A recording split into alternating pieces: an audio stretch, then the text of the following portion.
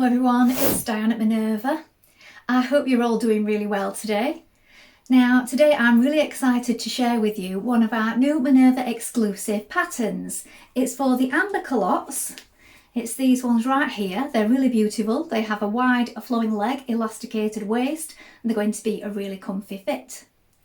Now, our Minerva Exclusive patterns come in two size ranges. So first of all, we have the Mrs. size range, and these range from a 29-inch bust up to a 42-inch, and this is drafted for a B cup. And then we have the K to T size range, which is the women's range, and they range from a 41 to a 59-inch bust, and they're drafted for a D cup. Now, as these are culottes today, we will just need to check our sizing with the pattern before we get started. Now, of course, included in their pattern, there are lots of handy tips for customising your fit, also fabric suggestions. Now, this particular pattern needs a fabric with some fluidity and also 25% stretch width.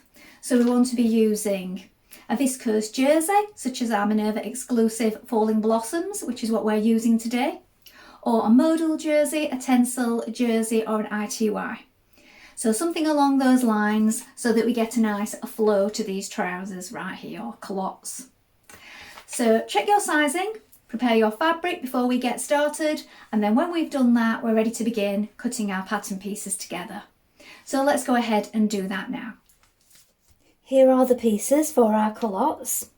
So I'm making a size H today, and this is the back trouser or pant piece. You're going to cut two pieces and we're going to cut it as a pair, and this is your straight grain going this way. Make sure that you make a note of the markings.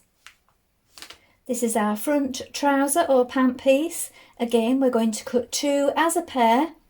The straight grain is this way. Note your markings. Now ready to begin making our culottes. So first of all, you want to wind half of your thread onto your machine spool and check your needle is sharp. Now I'm using a ballpoint size 80 today, so you will need a stretch or ballpoint needle on this fabric because it does have stretch content. Now when you're sewing your garment, if you're not using an overlocker, you need to either use a stretch stitch or a zigzag stitch. So test this on a piece of scrap fabric before we get started. Try shortening the length of your stitch if you're using a zigzag stitch, and also the width. So you just want it ever so slightly.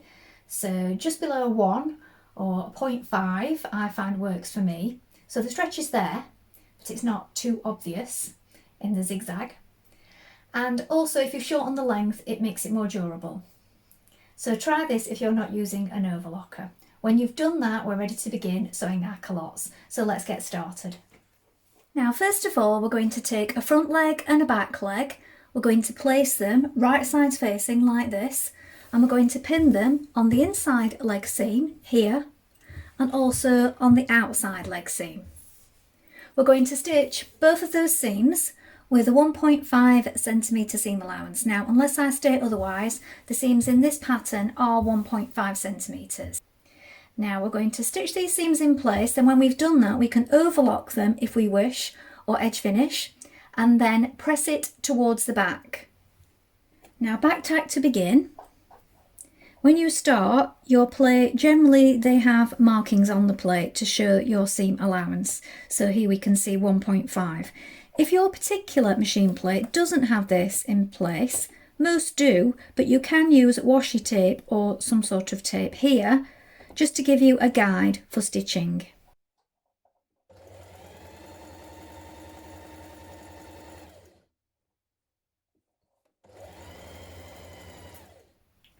Now, just a note about overlocking. So if you're new to sewing, I would always recommend not overlocking straight away. So not overlocking your seams together when you first begin. So I always like to do my seams or sew my seams on a regular machine and then finish with the overlocker. Now, if you're new to sewing and you make the odd mistake, if you've already overlocked your seam, it can be quite hard to unpick, plus you've trimmed a little away, so you've lost some of your seam allowance and that can affect your fit. So just something to bear in mind if you're just starting out. So once we've created our seams, we're going to overlock them together and then press them to one side.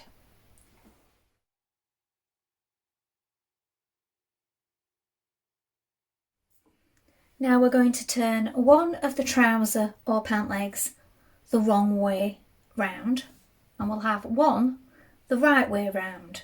So this one has got the right side on the outside, and we're going to place this leg inside the other leg, like this. And this means that you'll have right sides facing. So we want to line up the inside crotch seam, so this seam here. And what you can also do is stagger these seams if you wish, so you could press one way and one the other. We've already pressed them both towards the back. But make sure that you line up the seam line. There, look. Now, if you're unsure about keeping that in place, I always find it's a good idea to put a pin either side of that line, and that helps keep it lined up. So put one on one side and one on the other, like this. And then we're going to pin it the rest of the way around, making sure that we line up our marking. So we have one notch just here, look.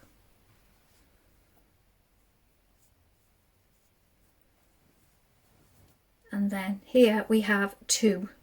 So you may have marked these with little snips like I've done, or you may have used chalk or pencil. Continue pinning it the rest of the way around, and then we're going to sew that in place with a 1.5 centimetre seam allowance. When you've done that, we're going to stitch it again a millimetre or so away, and this will just give added strength, because this is an area on your garment that receives lots of stress when you're sitting down and getting up. So I always find it's best to do a double seam just here.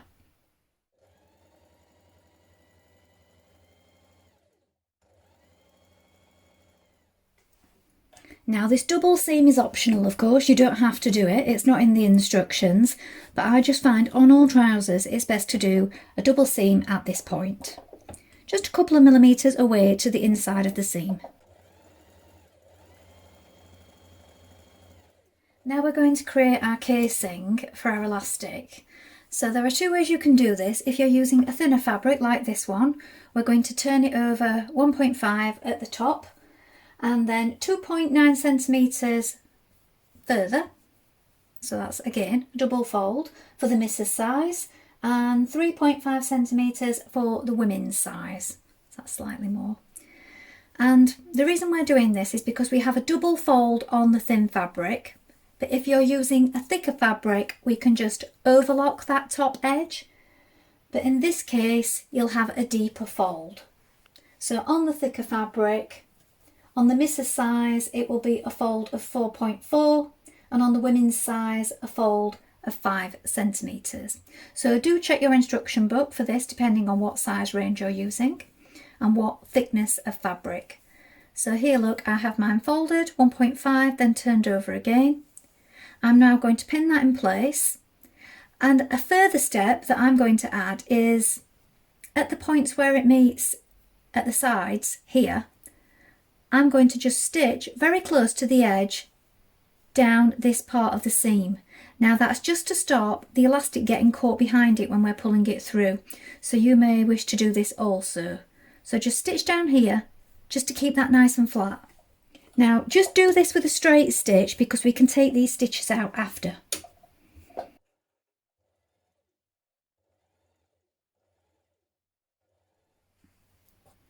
Now stitch your casing in place. Now you can do this by top stitching, or you can do it from the inside if you find that gives you a better guide for stitching.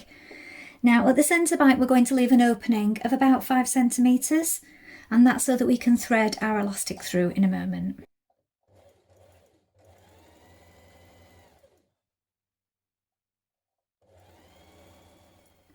Now to determine the length of the elastic, place it around your waist and then pin it until it is comfortable. Now you may wish to have it a little snug to give way for the elastic stretching a little over time when worn. And then when you've done that and you've determined your correct length, we're going to take a bodkin or a large safety pin and we're going to insert it through the opening here.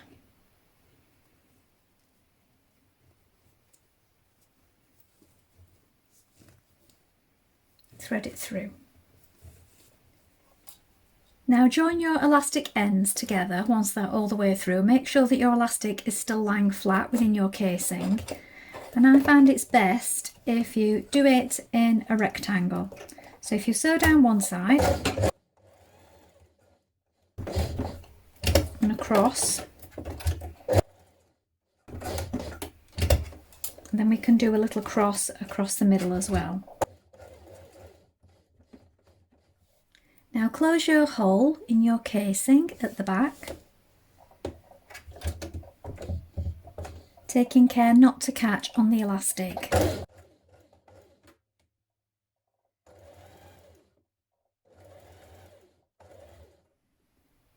Now at this point you may also wish to add a clothing tag so that you can distinguish the front from the back. Now you can use one of your own or a Minerva maker one if you have one. Now you can put it in with the casing here when you're closing your hole, but I sometimes like to put them a little bit further down in the seam just here because I find they can rub a little at the back. So that's what I like to do. And this just helps when you're dressing sometimes. You're grabbing things quickly, just to distinguish the back from the front. If you don't have a clothing label, you could just put a little loop with ribbon also to distinguish the back of the garment.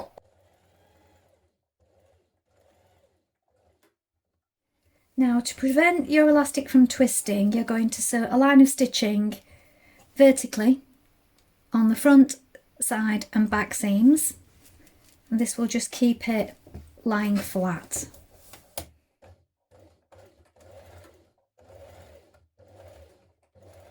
Now you can overlock the bottom of your culottes and then turn them up 2.5 centimeters like this. And you can either top stitch or stitch it from the inside. Alternatively, on a thin fabric, you can turn it under once and then again to create a double fold narrow hem.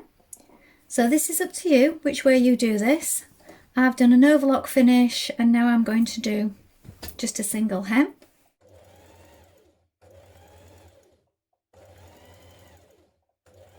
So here are the finished culottes. They're a really enjoyable make. I'm sure you'll have fun making them. Well, I hope you've enjoyed sewing your culottes today.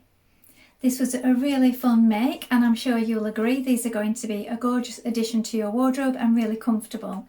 If you haven't already done so, why not create a free account with us here at Minerva, and then you can share your Amber Culottes. So you can use the hashtags #Minerva Exclusive Patterns, #Minerva Maker and #Minerva Amber Culottes. You can also join the Minerva Craft Club and get 10% off all your future orders for a whole year. So why not go ahead and do that now? That's all from me for today and the team here at Minerva, but we look forward to seeing you again soon. Thank you so much for watching. Bye for now.